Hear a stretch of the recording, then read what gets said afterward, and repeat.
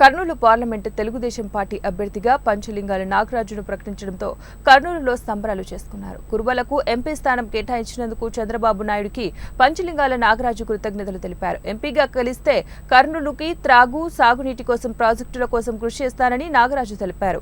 Kurnool parliament పరిధిలోని 7 నియోజకవర్గాల్లో పరిశ్రమలను ఏర్పాటు చేస్తామన్నారు. కర్నూలు పార్లమెంటుకు సంబంధించి అన్ని అభివృద్ధి పనులను చేస్తామని ప్రకటించారు.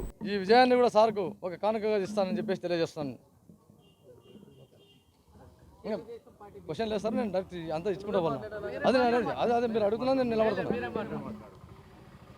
ముఖ్యంగా ఈ కర్నూలు పార్లమెంట్ పరిధిలో ఒక విద్యావేత్తను అతి చిన్న వయసునటువంటి ఈ పంచలింగాల నాగరాజును కురుబకులంని గుర్తించినందుకు చంద్రబాబు నాయుడు సార్ గారికి నేను ఈ పాదాభివందనాలు తెలియజేస్తూ, ముఖ్యంగా ఈ పత్రికాముఖంగా ఈ మీడియా ముఖంగా నేను ఏం తెలియజేసుకుంటాను అంటే, వాస్తవంగా ఈ కర్నూలు పార్లమెంట్ ప్రజలకు ఇరిగేషన్ విషయంలో ఎస్పెషల్లీ నేను ఎలక్ట్ అయిన మొదటి రోజు నుంచే వేదవతి ప్రాజెక్ట్ అయితేనేమి, గుండ్రేల ప్రాజెక్ట్ అయితేనేమి, మరియు సుంకేశ్వర డ్యామ్ కర్నూలు పట్టణ ప్రజల తాగునీరు సమస్యకు కంకణబద్ధునై నాకు ఇచ్చే ఈ చట్టసభల్లో ఈ 5 years పీరియడ్లో సంపూర్ణంగా పూర్తి చేసి ప్రతి ఎకరాకు సాగునీరు మరియు త్రాగునీరు అందించడానికి శక్తివంచన లేకుండా నేను ప్రయత్నం చేస్తాను.